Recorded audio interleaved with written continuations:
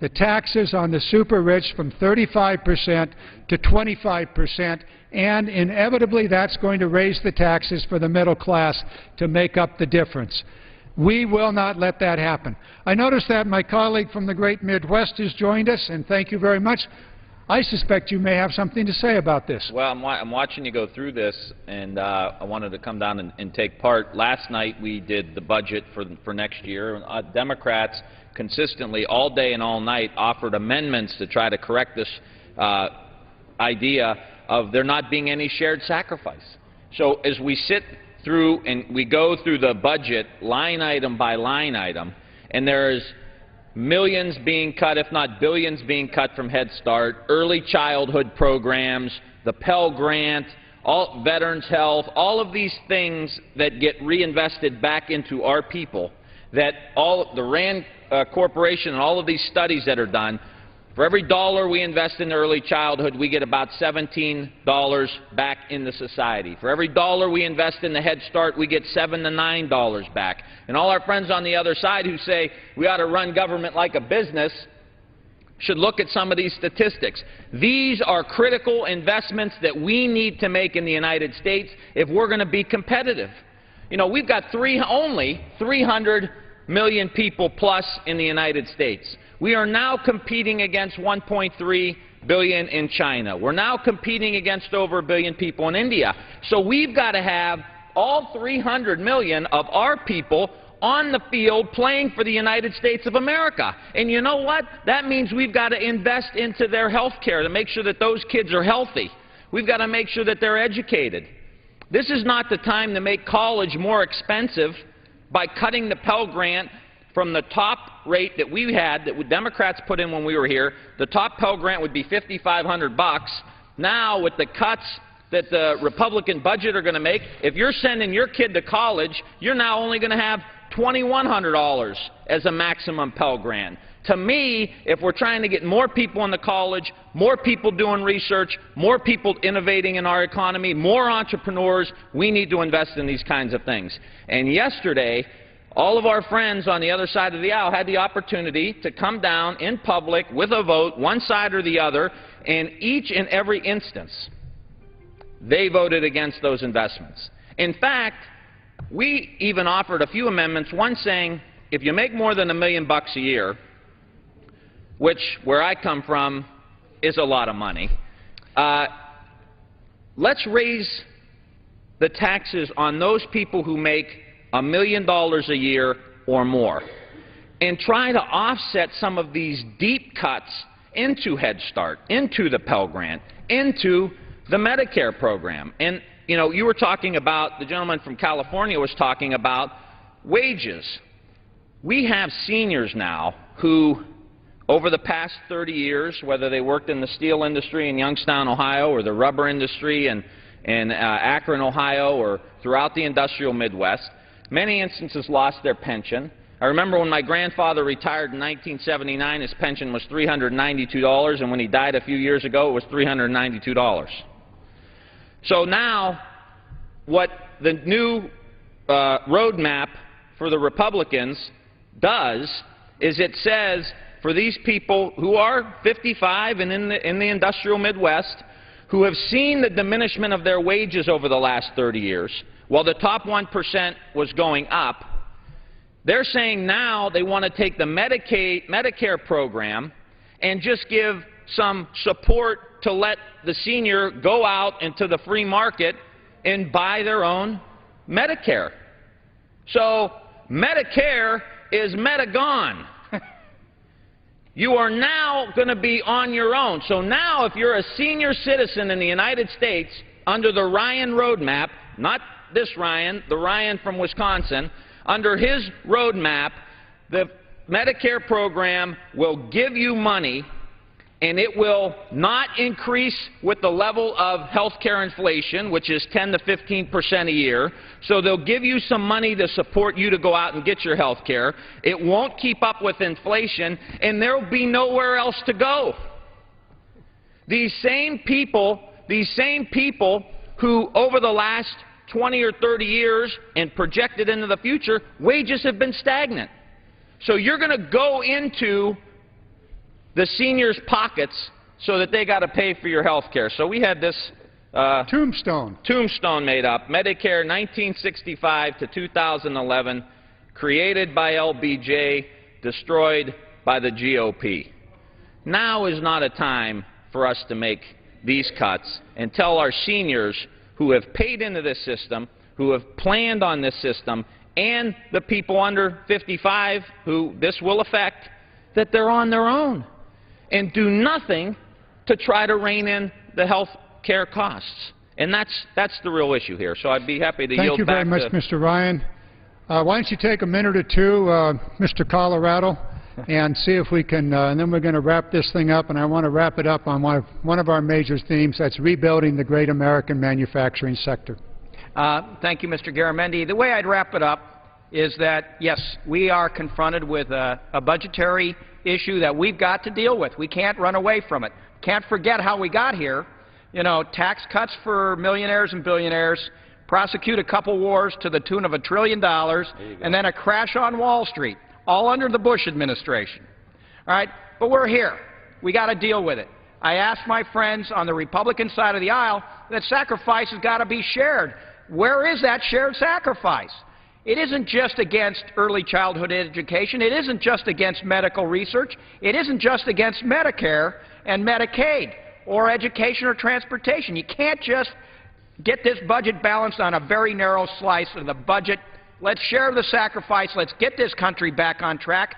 Things are recovering. Let's keep it going. And I return to my friend from California. If the gentleman will yield for 10 Certainly. seconds, because one of the amendments last night in the hearing, in the budget markup, was to implement the framework from the Debt Commission, the Bowles-Simpson Commission, which said 2/3 of the savings should be cuts and 1/3 should be revenue, primarily from the top 1% of the people who have had all these benefits over the last 30 years. Every single Republican on the committee voted against implementing that framework, which was Heath Schuler's amendment. And it is to be noted that they had an opportunity to vote for that, and they shirked their responsibility. It also speaks to the fact that the Democrats are willing to put up shared sacrifice on both sides. I want to just wrap up with this, and every time I come to the floor, I want to make it clear that we need to rebuild the American manufacturing base. 20 years ago, there were 20 million plus Americans in manufacturing. Today, there's 11 million. A lot of reasons for it. But these are the kind of investments you were talking about, Mr. Ryan, that we need to make. We really need to make sure that our policies on trade are fair, that they don't harm our manufacturing industry. We've been talking about taxes here. We need to make sure those taxes encourage growth. A couple of examples on taxes. We put out a tax bill without any Republican support last year to bring back, to end the tax breaks that corporations had to offshore jobs. And we gave corporations and businesses an immediate write-off of all capital gains. So we're serious about tax policy here to encourage manufacturing. Energy is a huge issue. It'll be a discussion on another day. Labor policies, let's understand that it was the labor unions that built the major, and you go down through the line, education, intellectual property, research, and again, infrastructure, building the great infrastructure. These are things we can do. These are critical investments. In our budget, we should be doing these things. I'm going to turn it over to my friend from Colorado. Mr. Perlmutter, you get the last word. No, I wasn't looking for the last word. I noticed the Speaker has arisen, which means that our time is just about out. But I would just reiterate, if we make it in America, we will make it in America. And with that, I think I'll turn it over to Mr. Ryan, and he'll have the last word, and then the Speaker will come down with the gavel. We yield back the balance of our time. We yield back the balance of our time, Mr. Speaker. Thank you. The Chair lays before the House the following message. To the Congress of the United States, Section 202D of the National Emergencies Act provides for the automatic termination of a national emergency unless, prior to the anniversary date of its declaration, the President publishes in the Federal Register and transmits to the Congress a notice stating that the emergency is to continue in effect beyond the anniversary date. In accordance with this provision, I have sent to the Federal Register for publication the enclosed notice stating that the national emergency declared in Executive Order 13536 of April 12, 2010 is to continue in effect beyond April 12, 2011. The deterioration of the security situation and the persistence of violence in Somalia and acts of piracy and armed robbery at sea off the coast of Somalia, which have repeatedly been the subject of United Nations Security Council resolutions, and violations of the Somalia arms embargo imposed by the United Nations Security Council continue to pose an unusual and extraordinary threat to the national security and foreign policy of the United States. For these reasons, I have determined that it is necessary to continue the national emergency with respect to Somalia and related measures blocking the property of certain persons contributing to the conflict in Somalia. Signed, Barack Obama, the White House. Referred to the Committee on Foreign Affairs and ordered printed. Under the Speaker's announced policy of January 5, 2011, the gentleman from Pennsylvania, Mr. Thompson, is recognized for 60 minutes as the designee of the Majority Leader. Mr. Speaker, I believe I had scheduled the time tonight for the special order, so if I could claim the time. Then, under the Speaker's announced policy, the gentleman from New York, Mr. Reed, is recognized for 60 minutes as the designee of the Majority Leader.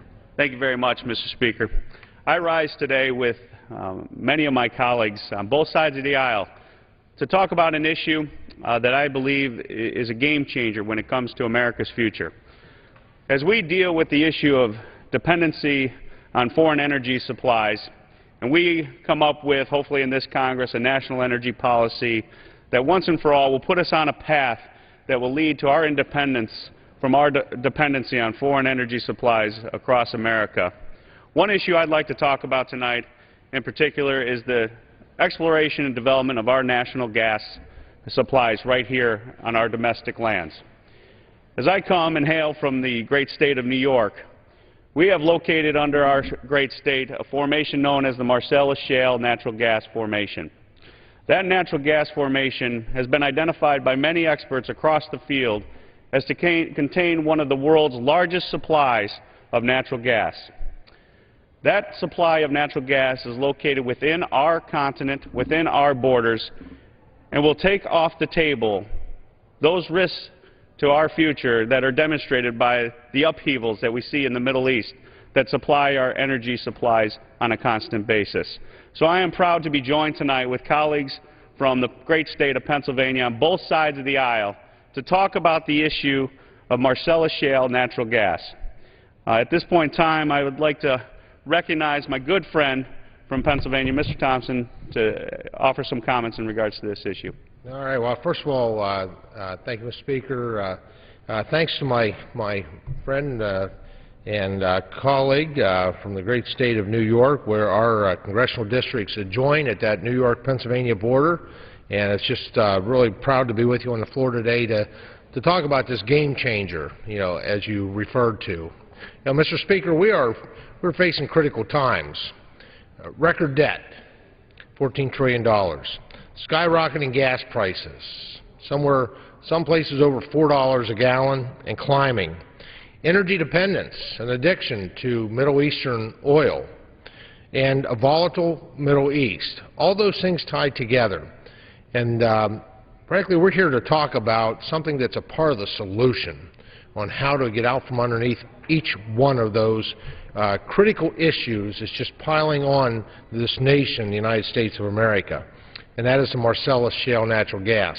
And we're proud to also have Marcellus Shale underneath much of Pennsylvania. We have New York and Pennsylvania, West Virginia, parts of Ohio, parts of Virginia. The Marcellus is just a tremendous natural gas play. It's something that we have known has been there for a very, very long time, but the technology to access it is more of a recent advent, and it's just so exciting. I'm glad we're here to talk about all aspects of this tonight. Over the last month, the development of the Marcellus Shale natural gas play has been given national attention. In particular, a technical industry term known as hydraulic fracturing or fracking, a process utilized in oil and gas production for almost a century and regulated now for decades.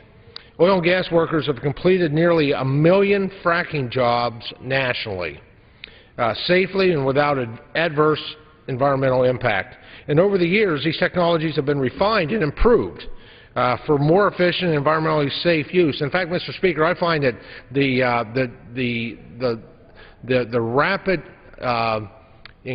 increase of technology as it comes to the natural gas industry right now is just incredible, as this is just an industry that is literally is very solid, but is always looking for that new opportunity on how to do things even better. Recently, the New York Times attempted to discredit the wealth of experience employed by the industry over the years in the successful work of government officials to properly regulate natural gas development. Through half-truths and, frankly, calculated quote shopping, the New York Times made unsubstantiated claims regarding fracking and its impact on water quality and the environment. They repackaged old stories with sensational new headlines, and they rehashed allegations against development of natural resources vital for our country's energy future. Now, immediately following these stories, the Pennsylvania Department of Environmental Protection, who has, frankly, jurisdiction over the drilling of natural gas in the Keystone State, responded, releasing tests that show that water supplies downstream of Marcellus Shale gas drilling are safe.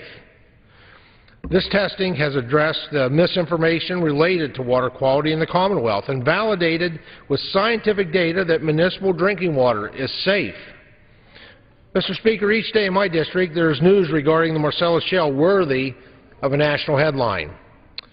Through this resource and these technologies, 70 million homes and thousands of small businesses are paying the lowest gas prices in years to heat their homes. The lowest. Let me repeat that. When you have gas prices, petroleum gas prices that are at record high, volatile high for our vehicles, natural gas prices at the same time are at a record low. That's worthy of a national headline. That's all because of one thing: natural gas in this country is largely domestically produced. It's produced by American workers, and it doesn't have that volatility that you see when you become reliant on the countries such as the Middle East, in the Middle East. Thousands of jobs are being created.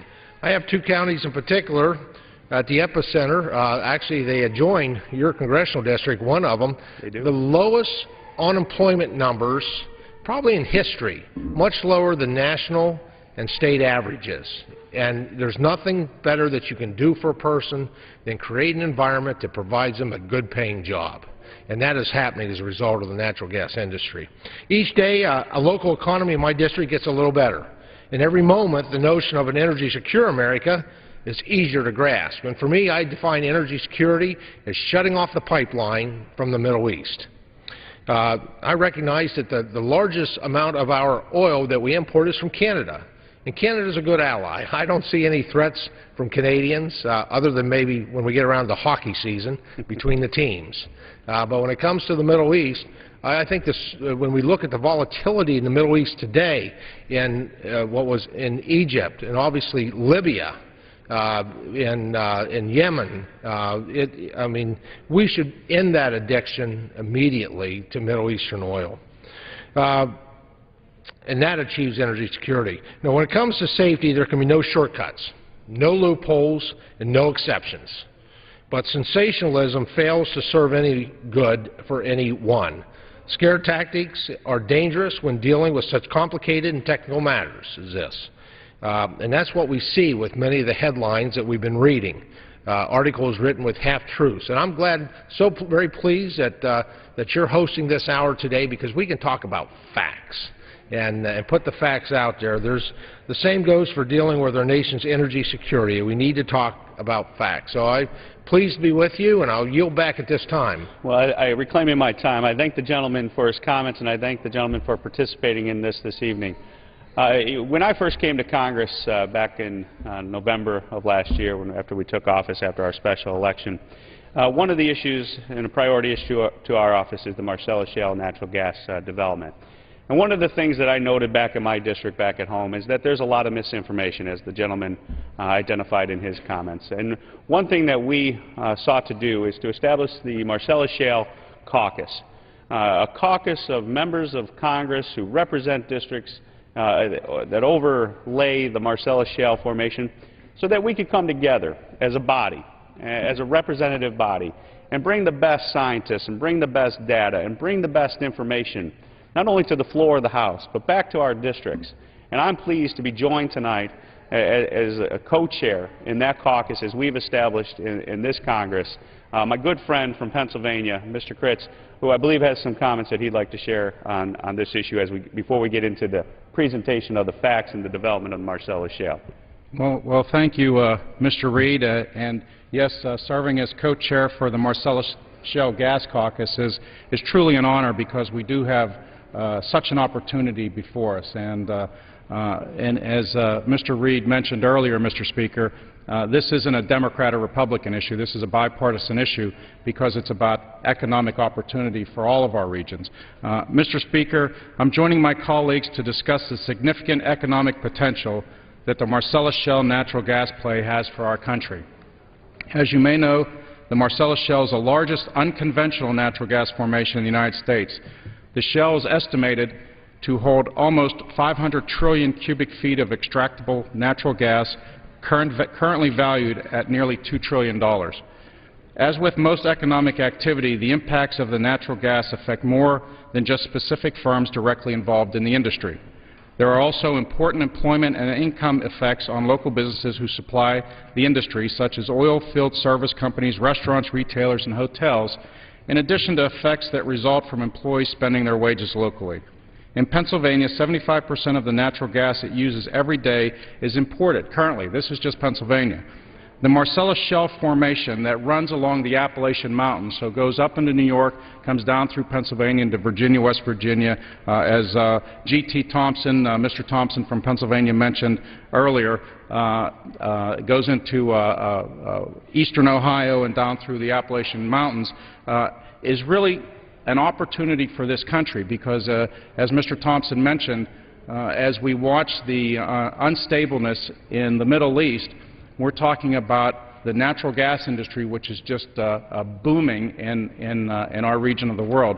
And it's sort of interesting because in a conversation with some of the folks from industry about a decade ago, the natural gas industry was told that they better start building processing plants at ports and on the shorelines because there was going to be a need for this country to import natural gas. Well, now that equation has flipped, and this country is really on the verge of producing so much natural gas just through the Marcellus Shale that we will exceed the needs of this country and will actually could be on the verge of becoming an exporter of natural gas to foreign economies. But it's incredible, or the high-paying jobs also available today in the Marcellus Shale gas industry are expected to multiply in the future, meeting the needs of gas companies' efforts to increase drilling and production across the region. In Pennsylvania alone, it is estimated that more than 110,000 new jobs have been created because of the development of this shale.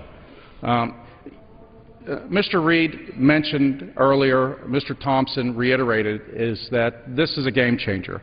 And as I said, this isn't a Democrat or Republican issue. It's not a New York, it's not a Pennsylvania issue. This is an issue for our country.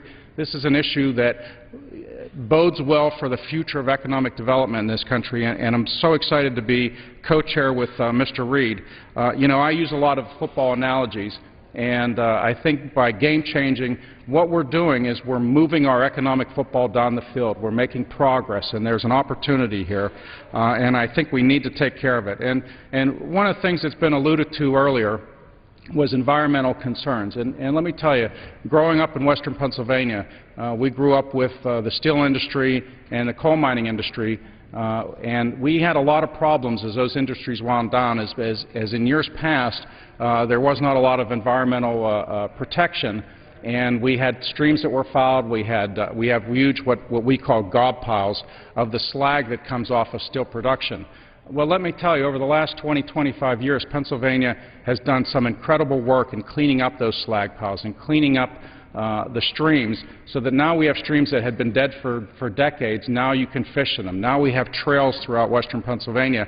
So from a Pennsylvania standpoint, what I can say is that government working with industry, working with local officials, working with people in environmental interests, we all came together in Pennsylvania and are moving our way forward, and we do a very good job of it in Pennsylvania. And this Marcellus Shale has created an opportunity for us that is really second to none. And that's just from a Pennsylvania's perspective. But I can't just end with saying it's just Pennsylvania, because as we've talked about, it goes through New York. There's so much opportunity throughout this for the future of this country and the economic development of this country. And I want to thank Mr. Reed for inviting me to be his co-chair on the Marcellus Shale Gas Caucus, because working together we can get a lot done for this country. And I applaud him for his efforts and look forward to working with him and Mr. Thompson and the 17 other members of this caucus and making sure that we do the right thing for this country and for this country's future. So with that, I yield back, Mr. Reed. I appreciate the time to be able to talk. Well, I thank the gentleman's comments and reclaim my time. And as both of my colleagues have articulated, this is a game changer. But at the same time it's a game changer, I think everybody in this chamber and everyone across the nation realizes that the development of this precious resource needs to be done in a safe and responsible manner. Nobody that I have talked with in my travels on this issue have ever expressed the desire to just drill at any cost. What we have to do is have responsible, safe drilling, and that's what we're all about. And that's what this caucus is all about. That's what it's about, bringing together both sides of the aisle. In a city down in Washington here that we get chastised quite often about being partisan, about dividing, and not coming together to solve our nation's problem. I see this as a game changer for an additional reason, that we can come together on both sides of the aisle to promote this issue, to come up with a common sense regulatory basis at the state level, promote that at the state level, and develop this precious resource domestically so that we can have energy that's projected to last over 90 years. 90 years of domestic supplies of energy coming from this natural gas formation that's located not only in Marcellus Shale, but across the nation in various shale formations. And what I'd like to do at this point in time is just go through a little history of what we're talking about here when it comes to natural gas in America. Many people think that oil and natural gas in America is something that's relatively new. Well, I'll tell you, in the western portion of my district, I'm proud to have located there the first natural gas well that's ever been drilled, and that well was located, I think it was in the late 1800s, over in just outside the district in Fredonia, and then an oil well in the Pennsylvania area that I believe is located in my great colleague's district right across the Pennsylvania state border, is located sometime in the late 1800s or early 1900s. Andrew Carnegie was able to generate a great amount of wealth developing those oil fields that are right here in America. So natural gas and oil production in America is not something that's new. It's been around for many, many years. Actually, the first commercial frack job, or the job of developing a natural gas well with the technology and concept that we call hydraulic fracturing, that a lot of people have said with the Marcellus Shale formation, which is a new technology, a new venture in natural gas development, that actually has been around for quite some time. The first commercial frack job occurred in Velma, Oklahoma on March 17th, 1949. And as my colleague from Pennsylvania had indicated, since that time over 1 million wells have been fracked right here in America without an identified problem. That's over 60 years of success. And what's happened with the Marcellus Shale and the new shale formation development potential is they've taken that hydraulic fracturing and they've created an update to it. They kind of have come up with a new technology of using those existing technologies and combining them to come up with new techniques that combine the concepts of horizontal drilling and hydraulic fracturing into one combined technology that makes the development of our North American shale natural gas formations economically viable. And that includes the Marcellus Shale formation here in Pennsylvania, West Virginia, Ohio, New York, and across the Northeast area. Now, we've heard about this issue, and I see we're joined by another colleague from the great state of Pennsylvania. If I'll yield to my colleague from Pennsylvania. I thank my friend and I thank my neighbor from Pennsylvania as well. It's good to have a bipartisan discussion on an issue that's critical to this country, our energy independence and our using our domestic reserves. And in Pennsylvania, we have a unique circumstance, as does New York, that $4 million is invested in producing each Marcellus Shale well. And with 2,500 wells produced annually just in Pennsylvania, we're talking about $10 billion that are invested in Marcellus Shale sites. That's money coming right back into Pennsylvania. That's money that would be coming back into New York if the gentleman had his way, which I would support. And when you talk about natural gas, and we're going to get into the details, and we have gotten into the details of Marcellus Shale in particular, and what a great find this has been for the country. But think about ways that we can use the natural gas that results from Marcellus Shale. Things like natural gas-powered vehicles. We're going to have a discussion later in the year on an energy bill here in this Congress. It'll be a bipartisan bill, and natural gas is going to be a critical part of our nation's energy future. Think about the great work that the scientists are doing on research and development of natural gas vehicles, on the production of natural gas vehicles, purchasing and conversion in the country, and finding a way to give tax credits to consumers so they can convert their vehicles into natural gas operating. And then, of course, you have the chicken and the egg situation of who's going to go first. Do you have the filling station before you have the car? Or do you have the car before you have the filling station? We have to do both together. We have to incentivize the stations to put natural gas pumps at their stations, and of course incentivize the conversion of natural gas vehicle, which helps all of us. With the price of gas nearing and exceeding $4 in many states in the country, this is only going to help with our energy future. And when you think about North America in particular, this is so exciting because gas resources are much larger and the cost of producing gas is much lower because of the find of the Marcellus Shale. If you are in a household in this country that doesn't get your electricity from natural gas, your electricity bill is still going to be lower because of the resources that we have, because of the abundance of natural gas. We're talking about cheap energy because of the volume that we're talking about, unprecedented reserves that exceed the oil under Saudi Arabia, as the gentleman was discussing earlier. The ability of the United States to store natural gas has improved dramatically over the years.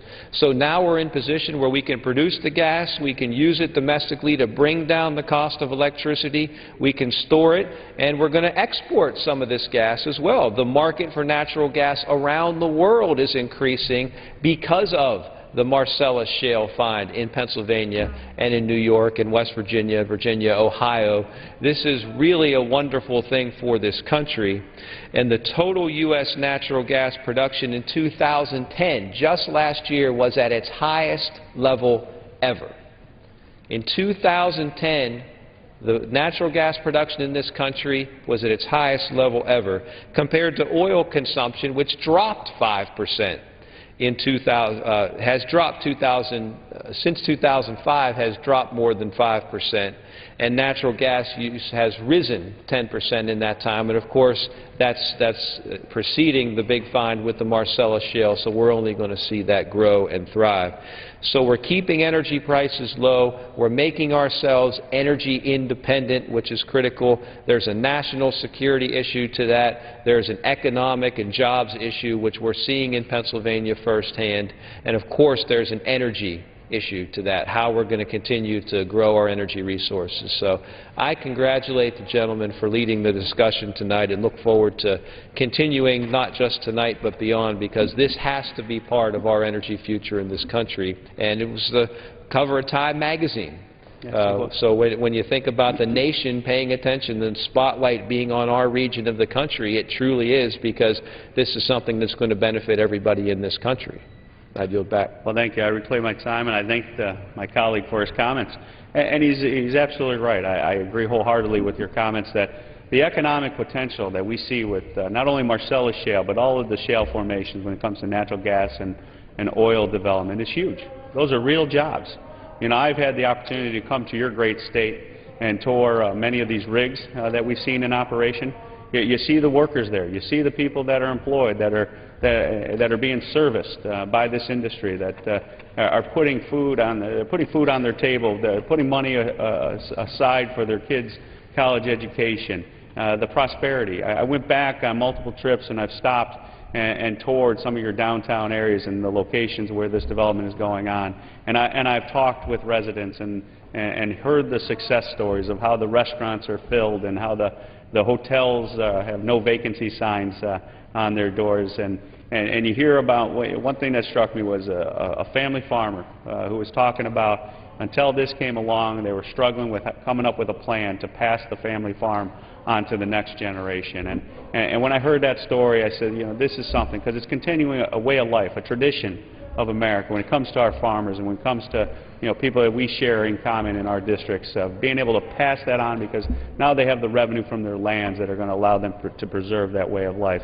So I'm proud to be here today. And before we get into some details as to exactly what we're talking about, because one of those issues, as we have indicated, is getting the information out to the American public so that the American public can have the correct information based on science and data. And when our elected officials at the state level deal with the regulatory oversight that goes into this process, that we have the true science and data before them to make sure that those regulations are appropriate and they're getting the job done. Because we all agree, on both sides of the aisle, that we want this resource to be developed if it can be done so in a sound, environmentally safe fashion. So I'll yield at this point in time to my colleague, Mr. Thompson. All right, well, I thank my good friend from New York, and it's an honor to be joined by Congressman Altmaier from Pennsylvania as well. Congressman Kritz was here because this Marcellus natural gas certainly is a game changer for Pennsylvania. I think it's a game changer for the United States of America. And it is important that we educate. We're here to do that. And I know as a part of this, I think that's a vision of this caucus, to make sure that we get the science and the data out to people. Because there's a debate. And on most important things, most game changers, you should have a debate. But it should be a debate that is based on facts and science and not on emotion and myth. And so let me share just some more economic information, a couple facts related to that. You've heard some of this before. Certainly, Marcellus contains upwards of 500 trillion cubic feet of natural gas. That is an amazing amount of natural gas. My colleague from Pennsylvania described it as it's more energy than the oil in Saudi Arabia. And it really is just, and it's clean energy. There's enough gas to meet this nation's current gas demands for at least 100 years, because we have the Marcellus Formation, and then under that is, frankly, the Utica Formation. And so there is tremendous, vast resources. According to Penn State University, a university I'm proud to not only be a graduate of, but to represent within my congressional district, in 2008, natural gas production had a 2.3, now I'm just saying, in 2008, one year, a $2.3 billion direct impact on the Pennsylvania economy, adding more than 29,000 new jobs and $240 million in state and local tax revenue. And, frankly, the budget in Pennsylvania is hurting right now, the state budget. It's like here in Washington. But in Pennsylvania, there's a blessing there with this revenue that's coming in by all the companies and the individuals that are doing business in this natural gas industry, of what they pay in taxes. And again, in just 2008, they paid $240 million in taxes to the state and local government. Another report also suggested in 2009, quote, in slightly more than 10 years, the Marcellus industry could be generating nearly 175,000 jobs annually and more than $13 billion in value added. And more recently, in 2011, more recent data, facts, planned spending by Marcellus producers could generate more than $10 billion in value added, nearly $1 billion in state and local revenues. Now, this is just Pennsylvania. I know that if New York could use that type of tax revenue as well as West Virginia and Ohio. The figures I'm sharing with you really are just about Pennsylvania, and more than 100,000 jobs. This is not a short-term development. This is not a fly-by-night. This is not going to come in and leave in a matter of years, frankly. This resource means development for at least 50 years and beyond. When you start to take into account the Utica Shale, it really multiplies out. The economic benefit is tremendous. According to Penn State, the Marcellus could make Pennsylvania the second largest producer of natural gas in the United States by 2020. You know, there were pipelines that were installed decades ago and from the ports on the northeast coast because we were preparing to import natural gas from Russia, from overseas. Today, there's work to convert those pipelines so that we can export natural gas, and that we can, Pennsylvania in particular, can be a net exporter. That's good news. And would the gentleman yield? Certainly. Well, thank you. And I think that articulates a great potential that we see with the Marcellus Shale formation in particular. Its location in the northeast area of our great nation opens it up to development to that densely populated area around New York City, up and down the northeast coast, the manufacturing hub of yesteryear that is there, the opportunity that this energy supply that has this infrastructure in existence and also the potential to invest in that infrastructure to deliver this energy supply to a vast number of people and to a vast number of small businesses that are going to put people back to work. I think that further articulates the game-changing nature of this find in Northeast America. I yield back. Well, thank you. I thank my friend for yielding back. You had mentioned the history of drilling, and I very proudly represent Titusville, Pennsylvania. It's where one of my district offices is. It's the Drake Well. It was 151 years ago. Colonel Drake used a wooden drill bit, drilled down 37 feet, and hit oil. And so this is not, drilling is not new to Pennsylvania. As you said, the first natural gas is just within or just outside of your congressional district, natural gas well. And in terms of Marcellus wells, I think it's important that we talk about that. I think you have a great chart there that demonstrates exactly what we're talking about. When we're talking about the Marcellus geological formation, which is not a shallow formation. This is a deep well. This is 8,000 to 9,000 feet, well below, when you think of the water table in our area is normally maybe 1,000 feet. This is 8,000 to 9,000 feet below that, and the horizontal drilling or lateral horizontal drilling that was developed, directional drilling, there's been 1,900 of those wells already on the ground. That put in, and I think, so I think it may be good to take the opportunity to talk at some point about that, exactly how these wells work. Well, and I was just going to move on to that, no, but yield back. I think I'll yield to my colleague from Pennsylvania. I was going to actually segue into that exact point because I know the gentleman from New York was going to talk about the process, and it's important to keep in mind there, of course, are always going to be concerns with doing the drilling as safely as possible, limiting any impact on the drinking water. And I know we're going to talk about the process. Consider the fact that we're talking about drilling that has been done for decades, safely, thousands and thousands of wells drilled in this process without any repercussions, any negative impact all across the country, and now beginning in the Marcellus Shale area. We're talking about a water table, the drinking water, at approximately 500 feet, and the drilling takes place a mile below that, 5,000 to 6,000 feet below the water table. And it has been proven in the decades and decades and thousands of wells that have been drilled that if you do it correctly, if the company is diligent, if they follow the proper procedures, they can do it without harm. It's been proven. Now, yes, as happens in any industry, energy or otherwise, if you have bad actors and you have people that don't follow the right procedures, that cut corners, then the potential would exist for a bad outcome. But that happens in any business, in any industry.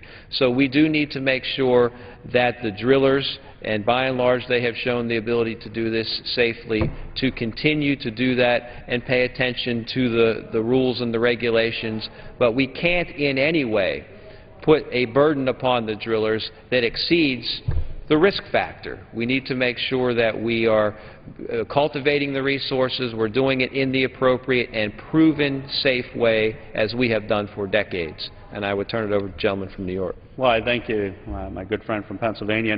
And I do want to get into the process, and I have a chart here today on the floor of the House to kind of go over exactly what we're talking about when it comes to this, and I thank my colleague for joining us this evening. To talk about what we're dealing with here, this process of tapping into the shale formations, and in particular Marcellus Shale formation. Really, what we're talking about is kind of the combination of the existing technologies of horizontal drilling and hydraulic fracturing. That's kind of the game-changing combination of existing technologies that have been joined together to, in an innovative way, come up with a way to tap these deep, large natural gas reserves in an environmentally safe way that will allow this gas to be recovered in an economically viable way. And so with that being said, I got a chart here, and as many people know, there's the old traditional vertical well drilling, which is represented, before we go into the horizontal rule here, straight down. The old vertical well is just to punch a hole in the ground, as you said, 37 feet, with a wooden bit to the original, one of the original oil finds in your district. That's what we're talking about. But the horizontal drilling, the change in the horizontal drilling techniques that we're talking about is the ability to go down very deep into the Earth's crust. We're talking that this formation of Marcellus Shale is about 6,000 to 8,000 feet below the surface. And what happens is they drill from the surface down to that formation.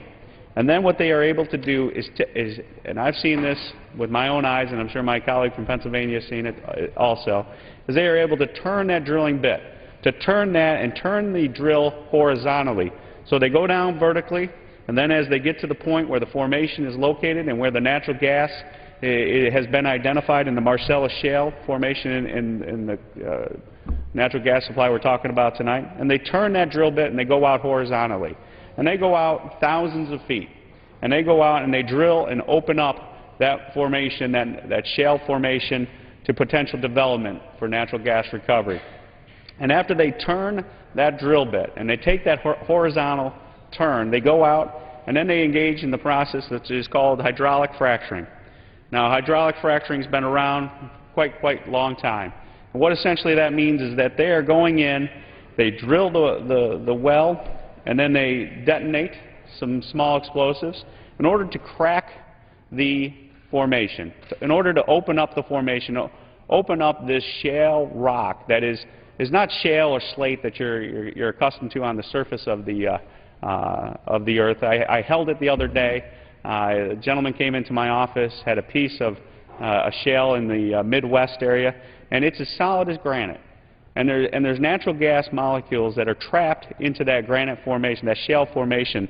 And what they have to do is they have to detonate small fissures and open up cracks in that formation so that the natural gas molecules have a path to go back up the bore, up the well site, and be recovered at the surface. Will the gentleman yield? I will, please. Those fractures, that sometimes folks will sometimes be scared by that when they envision these huge caverns that are opened up under the ground. And in fact, these fractures or fissures, I think they're best described, and you have probably seen them portrayed as spider webs. In fact, they're so small that they're held open by a grain of sand. That's the proppant that is put down into with water and put in there to hold those fractures open, just a grain of sand. And so I think that as we're talking about facts, I think that's so the people have a vision of what exactly we're talking about when this takes place. I yield back. And my colleague's exactly right. And if you can join me in this conversation, because by no means am I an expert in this technology, but what I've read and researched and what's been presented to me makes sense. Because you're absolutely right. What happens is then they take, after there's some fracturing of the formation of the shale, there's a hydraulic fracture, hence the hydraulic fracturing, the hydraulic portion of that technology name. What they do is they pump volumes of water, and primarily water and sand, down the well site and into that horizontally drilled well site and bore, and pump in water at high pressures. We're talking high pressure when we're talking about this process and this technology, that not only pump into those fissures, those microscopic fissures that we're talking about that are the result of this fracturing process. And as they pump that oil or that water and sand into those fissures, when they withdraw the frac material, those proppants, as they're called, as my colleagues identified, keep those fissures open, so that natural gas has the ability to have a natural, by way of pressures, ability to migrate to the well, to the bore site, to the hole, if you would, and then flow back up to the surface and be recovered and developed and put into our pipeline systems to supply the energy that we all have become dependent upon. Does my colleague have anything to add to that process? Sure, absolutely. I think that if my good friend would go ahead and put that other board that's up, because when you're talking about the fluid, there's a lot of discussion sometimes about hydrofracking fluid, and this is I think a great poster that really captures what exactly is in that hydrofracking fluid. Sometimes it's called brine, sometimes it's called slick water, but really what it is 99... Will my colleague yield for a question? Certainly. Listen, and that's one of the great myths. I've heard this myth throughout my travels throughout the district and down here in D.C. that the hydraulic fluid, that there's some secret, that they don't want to talk about it, they don't want to disclose it. My understanding that truly is a myth. And you have here today, I see on this chart, you kind of identified the ingredients. Would you agree? Yeah, if the gentleman yield, absolutely. It's 99.5% is water and sand.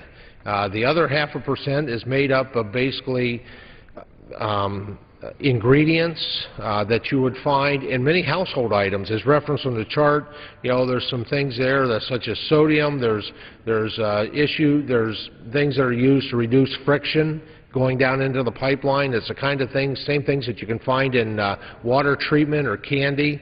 There's a gelling agent also used in toothpaste and other types of things that we use. The most important thing, though, is this is all public record. All public record. In Pennsylvania, the Department of Environmental Protection makes requires that these lists of ingredients are made available publicly. On the drilling sites, they're available. You know, standard like any industry that uses materials. I would trust in our congressional offices somewhere we have a manual with an MSDS manual, a material safety data sheets. You know, because you know whether it's white out or whether it's some other cleaning fluid or Windex or you know, you have to list all those things. You have to have an MSDS for them in any type of business or industry. And so through MSDS and frankly requirements through agencies, oversight agencies such as Department of Environmental Protection, the ingredients that are required are available publicly, and that is a great myth that this is such a secret and that people don't know what's going down into the down into the wells. Now, not all of this water comes out. That's important to recognize. There's just a percentage of the waters that does come out. A lot of it actually is left 8,000–9,000 feet down, and the water that does come back, in my experience, as observing these operations, much of it is recycled. And if the gentleman will yield, just certainly.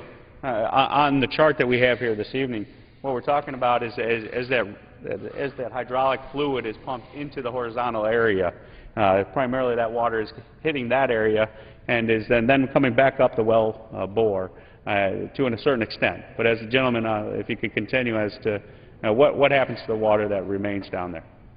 Well, it just stays with the geology down there, and this is like it's a mile below the aquifer. It's actually encased in layers of limestone, especially in Pennsylvania and in New York. That's our geology. We have this Marcellus Shale, but it's really encased with what could be hundreds of yards thick limestone on top and certainly limestone on the bottom, and so the water stays down.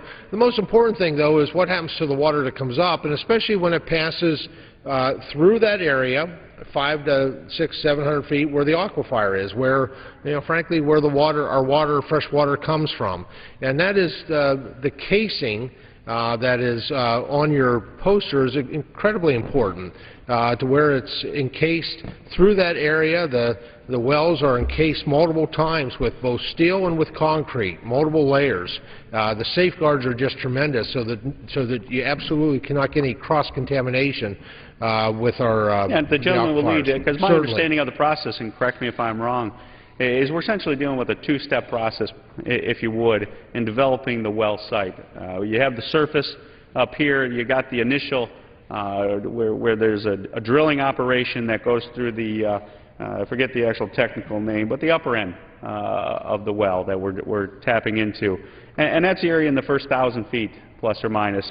That's going through the aquifer, and I think we've highlighted a kind of a cross-section and kind of highlighted that area because it is a legitimate concern, in my opinion, and I know the regulatory agencies have identified this as a legitimate concern, and this is a critical portion of the well development that I think we need to spend a little bit more time on, because as we punch through the aquifer, what we're talking about is there's steel casings, is my understanding, that are pushed down the well site after it's been drilled, that are pushed down the well bore, and going through that aquifer. And then what's happening once you get to that point that's been identified as the breakoff point, or forget the term that's in the industry.